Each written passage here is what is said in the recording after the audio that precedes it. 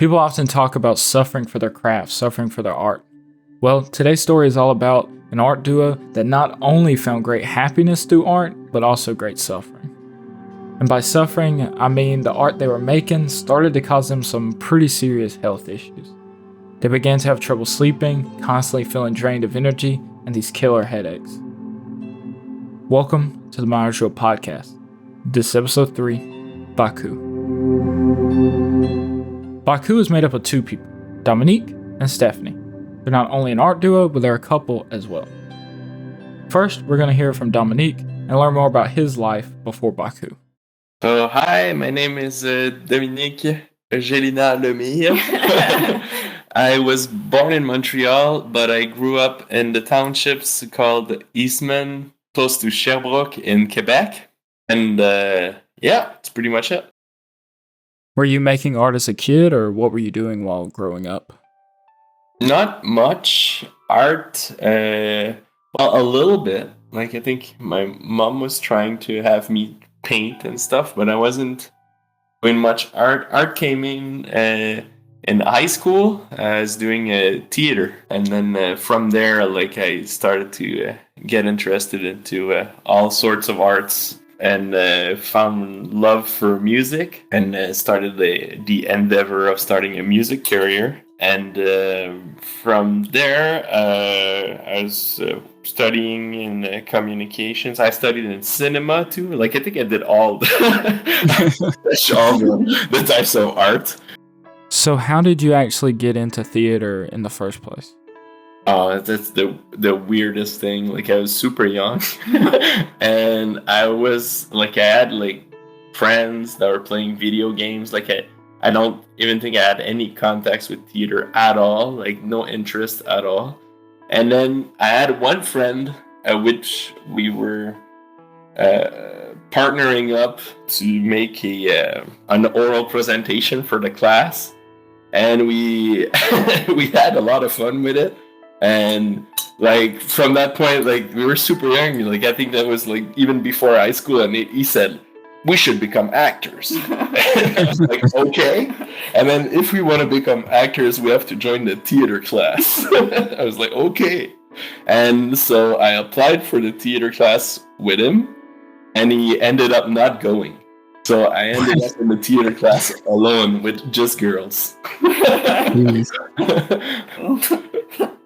So did you enjoy it? Did you enjoy your time in theater class? At first it was a little weird, but I ended up really enjoying it, and it really opened my mind creatively on the creative side. I decided I wanted to be an artist from there.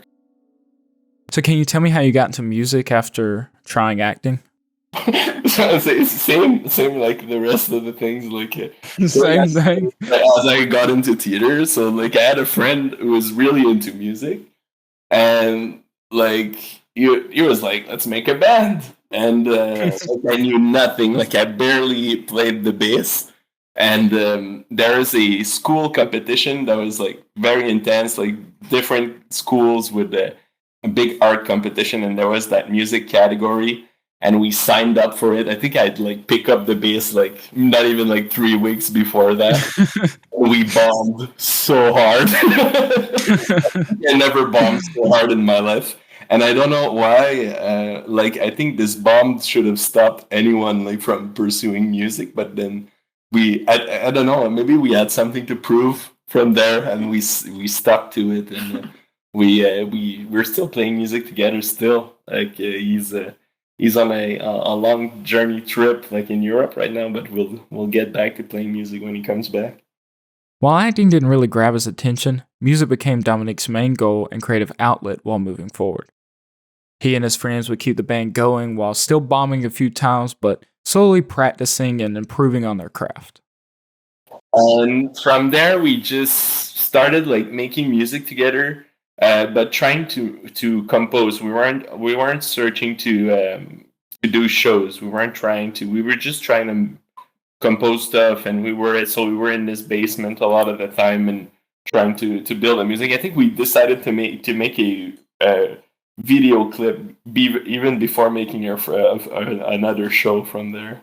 So we had a weird approach to all the to the music game, but we found some other bandmates too because we were just two. So we needed like a drummer, we needed a singer too, we needed a bass. So we just like picked a few of our friends and we're like, okay, you're in the band now. Soon the band would have enough material to make a full-length album. Our first album release was just wild. Like we filled up the room. We had won a music contest, just 2 weeks before the release of the album. And like overcapacitated the room where we released the album, and that was a crazy night. Like I'll remember this all my life. It was very fun. Because of inter-band drama, some other members would constantly be changing, but Dominique and the other original members who started the band never gave up. They would continue to make music and put out videos and even release a second album back in 2019. Right now, both members are so caught up with other projects that the band has sort of taken a back seat.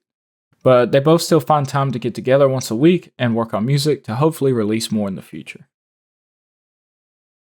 Now, it's time for us to hear Stephanie's story.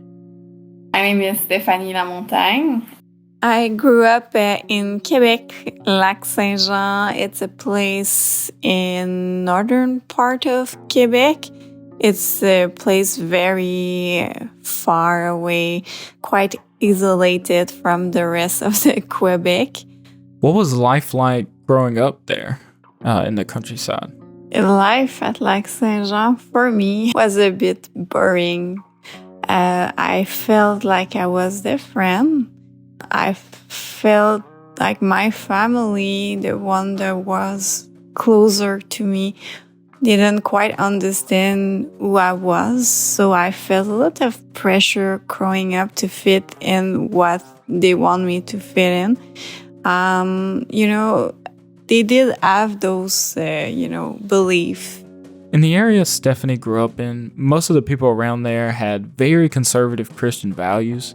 One view Stephanie's family had was that a woman is supposed to get married and have kids, and that should be their purpose in life. But she didn't feel that was her purpose. Yeah, she wanted those things, but it wasn't her goal. It wasn't her life's dream. And she constantly just felt being misunderstood. They didn't understand me. I felt a lot of guilt. I felt that I was lost. That was hard growing up in that mindset, like, oh, why I'm not that way? Why I can't be who they want me to be? And, family, it's an important value from my family and from people in this small city.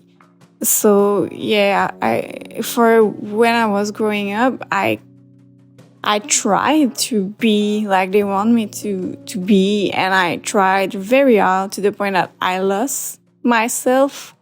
And you can escape who you are. So one day, I remember it was before going to school, I just broke down.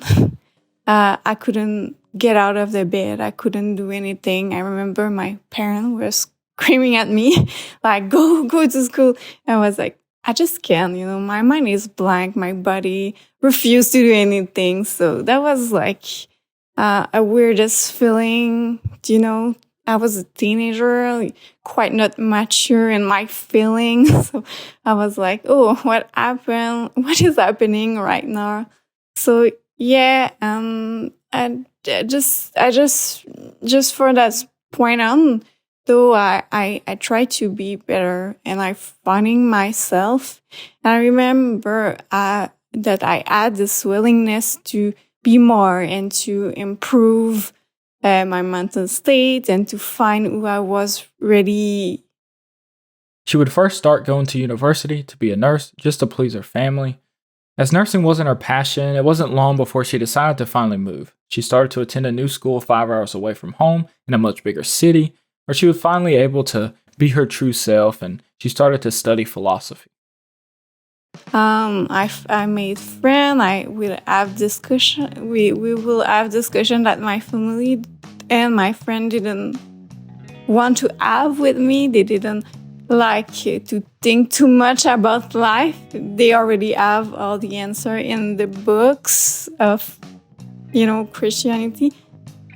So yeah, and I felt like kind of a relief. I felt like I could finally find a path. So, what exactly was the role that art played in your life while growing up? Art was the only thing that was keeping me motivated. Art was an escape for me. I remember that I was reading, writing a lot. Like that was a way to express myself without any pressure. Just me and my universe. I also liked drawing and painting. I studied painting when I was a teenager. Nothing serious, just for fun, but that was the most. That was a way that was a way to make sense of my life. Did you know that you wanted to be an artist when you were growing up?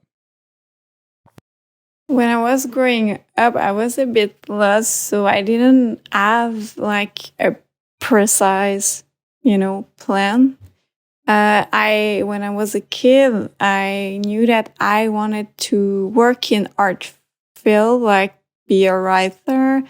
But my parents, my family did not encourage those ambition, and for them, it's a universe that they don't know. They didn't knew that you can make a living of that, and there's many things that you can do. Was there a point where they started to realize that your art mattered and started to take it more seriously? For my parents, like my mom and my dad, it was a bit easier. They understand, like, we started to do Baku, and they saw what we were doing, and they did understand after a while. For my large family, it was a bit harder for them to understand. It took I think took 4 years. Like this year, my grandparents told me they were proud and they accept that, but it was a slow process. And how did that make you feel? I think it made me feel great to be finally accepted by them. It was I think that was an awesome moment for me. Now that Stephanie is living in the same city as Dominique, it wouldn't be long until they met. Soon he would take a job at an art gallery that would later become the birthplace of Baku. In Magog, I was working in a restaurant, and I knew that I was about to get fired. And I was walking down the street, and there was a new store. Like, it was very ambiguous to what it was, and it was called Live Art Business. So I went in there and asked the guy who was working there, the owner, like, what are you guys doing here? And I think he didn't even know himself at that point. He was like, well, it's kind of an art shop, and we got along and started talking, and he wanted to hire me to do some Photoshop work. So for a little gig for something I can't remember. I think it was a poster or something. And I was like, okay, that's cool. And never heard back. And then I got fired from the restaurant work. And I was like, okay, so now I need money. So I should go and see that guy again. Yeah. And he was like, all right, hey, hi, okay, hi, I'm going to hire you. You're going to work at the gallery. So that was very weird because I was fired. And an hour later, I had a new job. So it was perfect. Yeah. And we changed the place to an art gallery because he was an artist, and we kicked out all the rest of the boats, and there were some supplies that were sold there. It was like there were some furniture. Like what happened is like it was like there were three guys, and then like some family got in. Some of the member of the family got involved, and the idea was to sell some prints and some art at first. And then they were like, okay, yeah, but we could sell like my brother's furniture, and then and then they were like just piling on, and people were adding their shit to the store. So it was just a weird store with like a bunch of stuff. And so we moved everything to basement and changed it to an art gallery, and that's where like I started like learning about art, learning and getting interested, meeting artists, and like building a gallery from scratch, like with one artist. And it was pretty cool. And that's about the time when I started dating Stephanie. They would soon meet through Tinder around the same time, but there was a crazy story that happened with Dominique right before they started messaging each other, and he started telling her this crazy story, and it's kind of what drew her in the first place. You just couldn't believe it. So he's going to tell us this story now. Should I tell like the story of like me going to China and back, and then wait, what? Okay. So you remember when we talked about the art gallery? So I was getting less and less hours there because like there's less and less like people like buying art, and like it was art to access the gallery and stuff. But I got a weird guy that came in the gallery one day, and he was like, I need an illustrator. And I was like, I can find you one. And then it turns out he had this big project for designing a giant puppets show in China. That would be like a 360 stage of giant puppet show. And I ended up working for him for 6 months with another friend that made drawings and the illustration. And it was a crazy job. Like we were drawing pools for dolphins and lasers and mapping and trying to sell it to a Chinese company that was hiring us at a third party. Well, it's a very long story, but I ended up like I was supposed to go to China, and I was flying like first class. I had like the nicest hotel. And I had no experience in pitching shows. And I was go with another guy from the company, and we were supposed to meet up there, and I would be like the rookie, and I would learn about like how to pitch a show to Chinese oligarchs. and then the other guy ended up choking. Like I think his son was deployed for the military or something like that. I'm not quite sure why, but they had to cancel our flights, cancel the hotels, and we almost lost the deal. So my boss at the time, like, he asked and the Chinese company if he could just send me, and I would fly economy and go into a cheap hotel, and I'd be like in China for 3 days to pitch the show. And so they accepted, and they sent me. So I was in an economy flight to China. And I arrived to China, and they refused access to the country to me. And I was escorted with the military through the airport, and they put me back in the same seat. So I flew 28 hours back and forth in Shanghai. What? Yeah, I flew back and forth for like from just following. Like I don't take decisions. I was just like working for that guy, and then things were happening to me, and I landed. I was flying like 14 hours on the way, 14 hours back. I was feeling like so terrible. Like I had like a 28-hour flight in economy, and I landed in Montreal. I drove back to the office space where we were working, and we pitched the show to like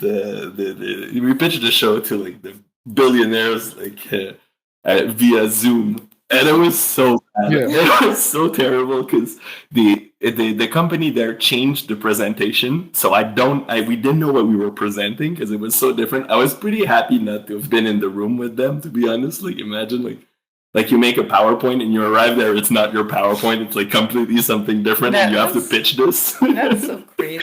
Yeah. And then, so my boss and I we were like, I think he offered me some ash, or like we started like smoking weed and pitching to the Chinese. Like we weren't caring at this point, and they weren't buying our things anyway.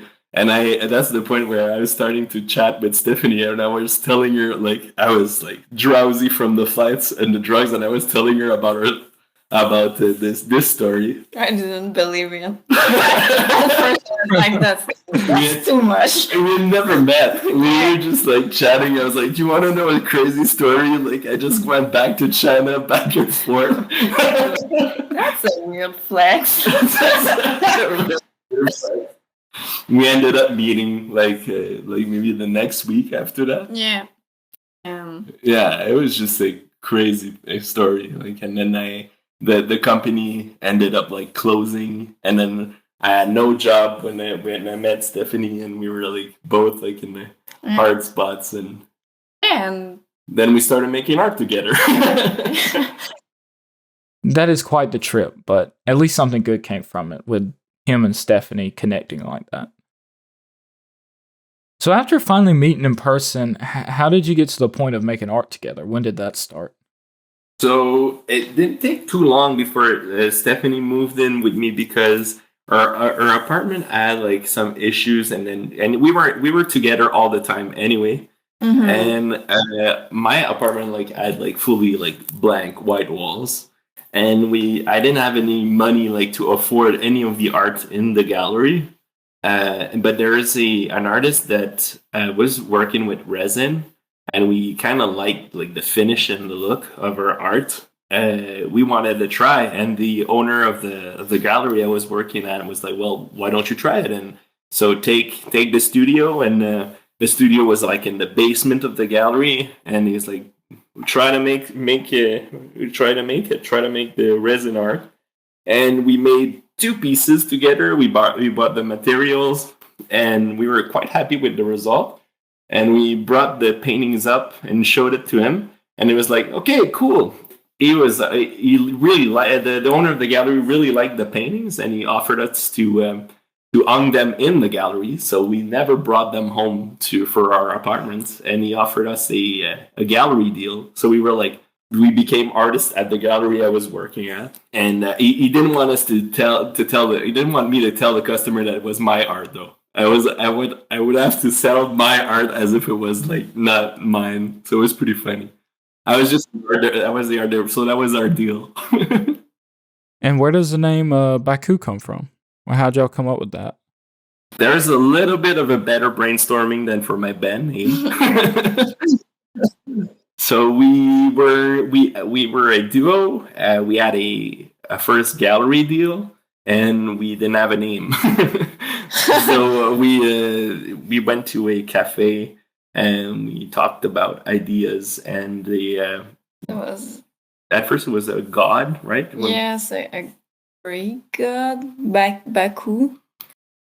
But there were like a lot of restaurants with that name. So, and it was not spelled the same way. Yes, a different spelling. And then we tried to, like, we were attached to this name like right away. Yes. Like we were like, oh, Baku sounds cool. I love the song. Yeah. The song of Baku. And then we changed the spelling and noticed that it was a Japanese creature, mythological creature that looks like an elephant and a lion mixed together. And this creature feeds on dreams and nightmares, and we're like, oh yeah, that's fitting for an abstract duo. Like, yes, perfectly fitting. So you were pushing pretty hard at this project from the very start. What was kind of your motivation for doing that? Super motivated, like right off the bat. At first, not me. I was just like, that's cool. That's a wave of that I want to write, but I wasn't expecting the success that we have now. Yeah, we were like a very young couple too, like barely knew each other, and then we had this project, and my band was not doing so good, and it was like a way to like put all this energy I had in this new idea, and I really liked the feeling of a finished piece and the way I was really impressed. Like we sold when we first made our first sale. That was wild to me. Like to create something in actually purchasing it. So, yes, people like our art. That's the way. And it was a hustle at first because resin is very expensive and we didn't have like much money to invest like in materials. So we would have like to have like someone buy our art for us to be able to make more. So it was like very challenging at first. And we were working in the gallery and the gallery was helping a lot. And then at some point we drifted like fully independent of the gallery. So Dominique lead the project from the. Yeah, at first, yeah, it was. I haven't. Yes, it was very. It was very intense. So do you think you two could tell me a little bit more about the process of creating and working together? Art is a way more of a meditation for me. Mm-hmm. I like doing it, and I just don't think about anything. I like performing the process of creation. But yeah, sometimes I think like sometimes it happens before we start creating, but most times it's after the fact that then we start to think about the painting and try to give it more meaning or what it means to us. And because sometimes we start, since it's very abstract, and then the figurative comes in, like the ideas comes later too. So the process is very meditative. Yeah, but not quite. No, but not quite. A stress relief. Yeah, but not quite, because it can be better at the same time. I don't know. And how do you two feel working together has benefited you in your art career? Do you separate different tasks and, you handle one thing, she handles the other thing? How does that work? I'm shy. I don't like social media. Dominique, Dominique like that stuff. I'll take care of that part, and like Steph on the other side, like it has a very strong like artistic fiber, and it like just completes like our two personalities very well for the project. Yeah, it takes a really big chunk off, because sometimes like I heard like that a few painters or creators like they sometimes feel alone, or it's hard, like you have to take a step back on your work sometimes, and we have each other like to always constantly like not doubt, but like take a step back and look at the art. Yes, two pair of eyes. Yes, exactly. That's But yes, it's wonderful to have someone to share and learn, and being part of this process. It's quite complicated, not complicated, but difficult to be an artist. It's not the easiest path in life. Looking back, how do you two feel about meeting each other and starting this crazy art journey together? For me, it's the first person that pushed me to be an artist, to value that, and that changed a lot of my life, and I felt so grateful to have met you. And it's very fun. I felt like progress, and felt like felt very, very rewarding, and felt like having a partner in crime, and and like so many obstacles, not just for the art, but just in life in general, and feels like we're improving, and it's nice, but like it's shared milestones. It's pretty cool. Mm-hmm. So it's obvious that having a creative outlet has always been important to both of them and kept them sane throughout life. But Baku started to kind of take a turn for the worse recently, as they found out the resin they were using in creating these works of art was actually pretty toxic and causing them some serious health issues. Like, what started happening? Because I know you said you started getting headaches or something. The thing is, the product, that at first there were no indication that the product was bad on the bottle, and years passed and there were more and more indication on the bottle. So I think they did study, and they learn that it's bad. we kind of discovered that the main product that we use, that is a thicker resin, because we like to work with a resin that allows us to sculpt, because we can't work with the liquid ones. The ones, it's like too liquidy. We haven't found any resin that is alike, that is non-toxic. We kind of realized that the product that we were using was toxic by looking at other products that were describing the do's and don'ts. Because we were like, when we made our research, we were always like looking at the products and looking at the warnings on the products that we were using, but not like going through other companies like to know if our like. Yes, that's weird. They hide the stuff. They say on the sheet of the warning and stuff, they say that you can use this epoxy to make toys for children. You can use a straw to blow the bubble. And oh my god, I wouldn't work with this epoxy without a mask. Like, yes, it happened a few times where like we had like inhaled a little bit of the fumes, and you would feel tired, you would feel headaches, and the more the years passed, the worse it got. And like we have like a good ventilation system and mask, but it's not enough. We need like a way bigger space like to work this product. So we're trying to find alternatives. It was one particular event recently that pushed them to look deeper into the products they were using and how they found out it was so toxic. Yeah, so we have a ventilation system where there's like a trap that goes outside. And we have to make sure like this trap can be open or closed, like because in case it gets cold outside, well, the cold doesn't get in when we don't like use the studio to, and we forgot to open the trap, so we basically oddboxed ourselves. Yes, we had a mask. We had masks on, but like the ventilation was blocked. And after this episode, it was so bad. And that was like 4 weeks ago. I'm starting to feel better, but after that one, it really got scary. Yes, I didn't want to touch it ever again.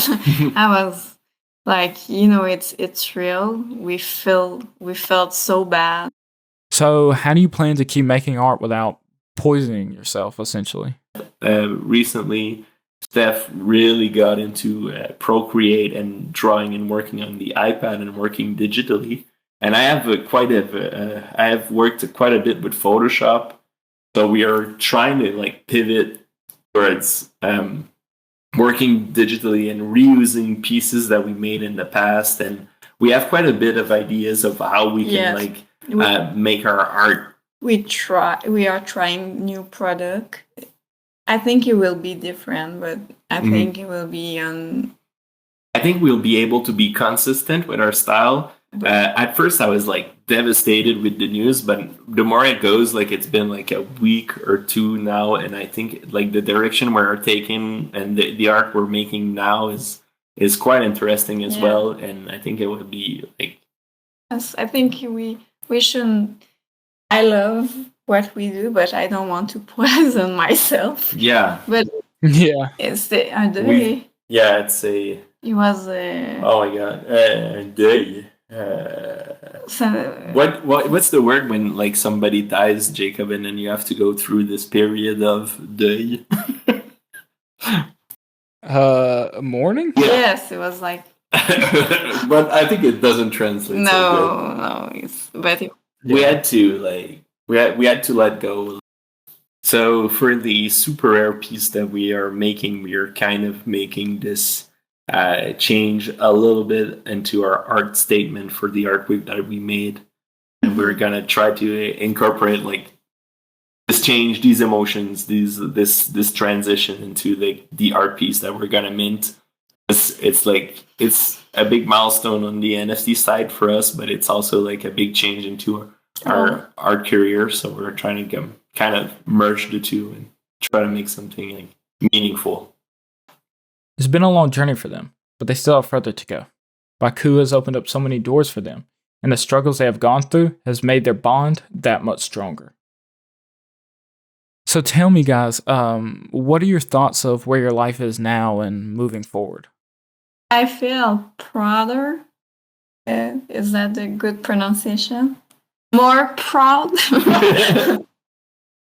because my skills are improved. Like I took the time to study a bit more, like to do figurative art. Like I think my skills have improved, and I feel like I'm in a good place now. If that makes sense. Oh, I feel very great. I feel very great. I'm very happy, very proud. My parents are proud. I'm proud. It's very motivating for me to make art ever since forever, whatever the medium, whatever, if it's music or videos or, and Baku has been like on a daily source of like creative output, and it's just great to see it like come together and improve so much and so quickly, and I can't wait just to see where it will go. And even if we face like difficult times, like I know like we're a strong team, and just it's just like I think it's just ways to learn and to move forward. And always brought like each time we faced like challenged, and it always brought up new stuff for us. It was cool. A big thanks to Stephanie and Dominique for sharing their personal stories today on the podcast. It can be hard for people to work together sometimes. When it works out, it can be pretty fantastic, and Baku is a great example of that. Be sure to look out for their upcoming NFT drop on Super Rare that's coming soon. I hope you enjoyed this episode of the podcast. If so, please share it with anyone you would think would appreciate it. Our goal is to tell these individuals in the art world stories and find the meaning within that we can all learn from. The podcast was recorded and edited by me, Jacob Johnson, and the music featured in the episode is from Q Shop. That's CUE Shop. You can find all the links to our content and our guests in the episode's description. This is the Myartisreal Podcast, and I'll see you in the next episode.